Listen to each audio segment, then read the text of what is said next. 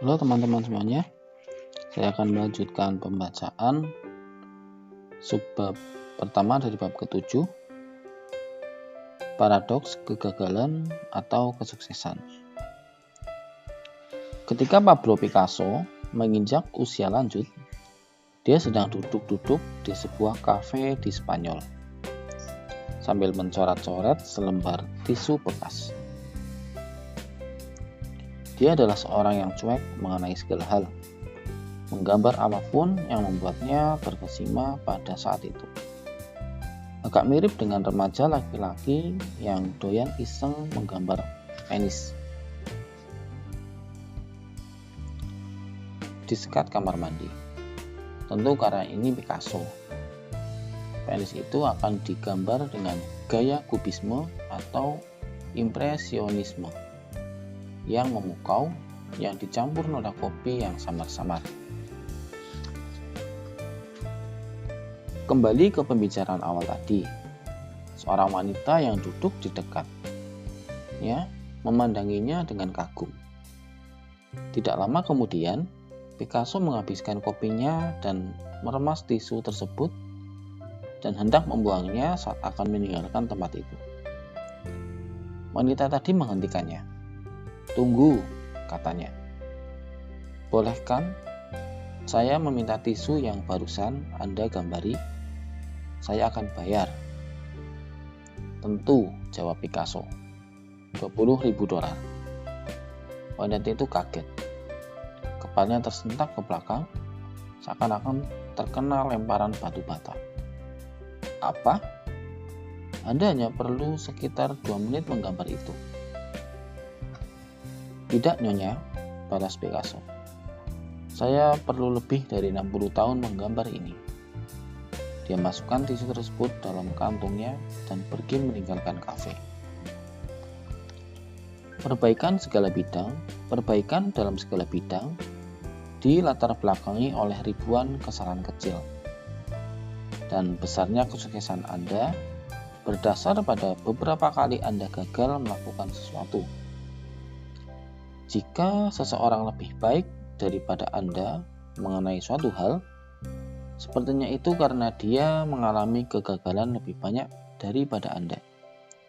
Jika seseorang lebih buruk dari Anda, sepertinya itu karena dia belum mengalami semua pengalaman belajar yang menyakitkan seperti yang Anda rasakan. Coba bayangkan, seorang anak kecil yang sedang belajar berjalan. Anak kecil itu akan jatuh dan melukai dirinya ratusan kali. Namun tidak pernah sedikit pun anak itu berhenti dan berpikir, "Oh, saya rasa berjalan bukan bidang saya. Saya tidak mahir melakukannya." Menghindari kegagalan adalah sesuatu yang kita pelajari nantinya dalam kehidupan kita. Saya yakin itu banyak disumbangkan oleh sistem pendidikan kita yang menilai dengan ketat berdasarkan kinerja dan menghukum mereka yang tidak menunjukkan performa yang baik. Sumbangan lain datang dari orang tua yang gemar memaksa dan doyan mengkritik, yang tidak membiarkan anak-anak mereka mengalami kegagalan yang cukup banyak, dan malah menghukum mereka karena mencoba apapun yang baru atau tidak seharusnya. Dan kemudian peran media massa yang semuanya secara konstan mengekspos kita dengan kesuksesan demi kesuksesan atau kemasyhuran, namun tidak menampilkan ribuan jam praktek yang menonton dan membosankan yang dibutuhkan untuk mencapai kesuksesan tersebut. Pada titik tertentu, sebagian besar dari kita berhasil meraih suatu posisi yang mengondisikan kita untuk takut gagal, untuk menghindari kegagalan secara naluriah, dan hanya terpaku pada apa yang ada di depan kita, atau hanya pada bidang yang sudah kita kuasai. Ini membatasi dan menghambat kita. Kita hanya bisa benar-benar sukses kalau kita ada suatu bidang yang memungkinkan kita untuk rela gagal. Jika kita tidak bersedia untuk gagal, kita pun tidak bersedia untuk sukses. Ketakutan untuk gagal kebanyakan datang dari salah pilih nilai-nilai yang buruk. Contohnya, jika saya mengukur diri saya dengan standar membuat siapapun yang saya temui menyukai saya akan menjadi cemas karena kegagalan 100% ditentukan oleh tindakan orang lain, bukan tindakan saya sendiri. Saya tidak memiliki kendali karena penghargaan diri saya ada pada belas kasih penilaian orang lain. Lain halnya, jika saya ingin mengadopsi ukuran memperbaiki kehidupan sosial saya dapat menghidupi nilai, yaitu menjalin hubungan baik dengan orang lain, entah apapun tanggapan orang lain terhadap saya. Penilaian diri saya berdasar pada perilaku dan kebahagiaan saya sendiri. Nilai-nilai yang buruk, seperti yang kita lihat di bab 4, melibatkan tujuan eksternal yang nyata-nyata di luar kendali kita. Usaha untuk mengejar target ini menimbulkan kegelisahan yang amat besar.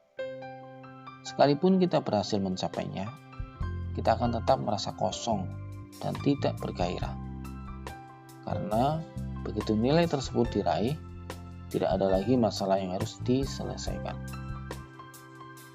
Nilai-nilai yang lebih baik, sebagaimana yang kita lihat, berorientasi pada proses.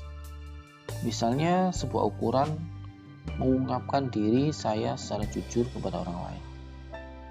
Untuk nilai kejujuran tidak pernah sepenuhnya selesai.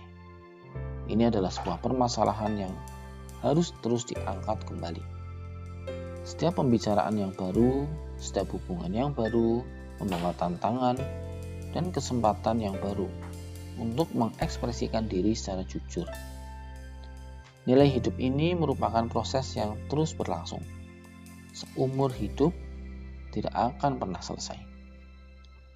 Jika ukuran dari nilai sukses dengan standar duniawi adalah membeli rumah dan mobil bagus, dan Anda menghabiskan 20 tahun bekerja keras untuk mewujudkannya. Begitu ini berhasil diraih, ukuran tadi tidak ada artinya lagi. Maka sampaikan hello kepada krisis paruh baya Anda. Karena masalah yang mendorong Anda hampir sepanjang kehidupan dewasa Anda baru saja diangkat dari pundak Anda. Tidak ada peluang lain untuk bertumbuh dan memperbaiki diri. Padahal, pertumbuhanlah yang menghasilkan kegembiraan, bukan daftar panjang pencapaian egois Anda. Dalam hal ini, tujuan sebagaimana didefinisikan secara konvensional, lulus kuliah, membeli rumah di tepi danau, menurunkan berat badan 6 kg, sangat terbatas dalam hal jumlah kebahagiaan yang dapat diraih dalam hidup kita. Sasaran tersebut memungkinkan membantu ketika kita sedang mengejar keuntungan jangka pendek. Singkat, namun jika menjadi panduan lintas keseluruhan hidup kita, tujuan-tujuan itu payah. Picasso tetap produktif sepanjang hidupnya. Dia hidup hingga usia 90-an dan terus menghasilkan karya seni sampai tahun-tahun terakhirnya. Andai saja ukuran yang dipakainya adalah menjadi terkenal dan menghasilkan banyak uang dalam dunia seni atau membuat 1000 lukisan, dia akan mengalami kemandekan dalam perjalanan hidupnya. Dia akan dikuasai oleh kecemasan atau keraguan-raguan. Sepertinya dia tidak akan pernah memperbaiki dan melakukan inovasi atas karyanya, seperti yang dilakukannya dekade demi dekade. Alasan dari kesuksesan Picasso sama persis dengan alasan mengapa sebagai lansia dia bahagia mencoret-coret tisu sendirian di kafe. Nilai paling mendasar yang dihadapinya adalah menjadi sederhana dan rendah hati. dan itu tidak ada ujungnya. Ini adalah nilai yang dimaksud dengan ungkapan yang jujur. Dan inilah yang membuat kertas tisu tersebut sangat bernilai. Demikian pembacaan subbab pertama dari bab 7. Selanjutnya subbab kedua dari bab 7. Derita adalah bagian dari proses yang akan saya bacakan di video berikutnya.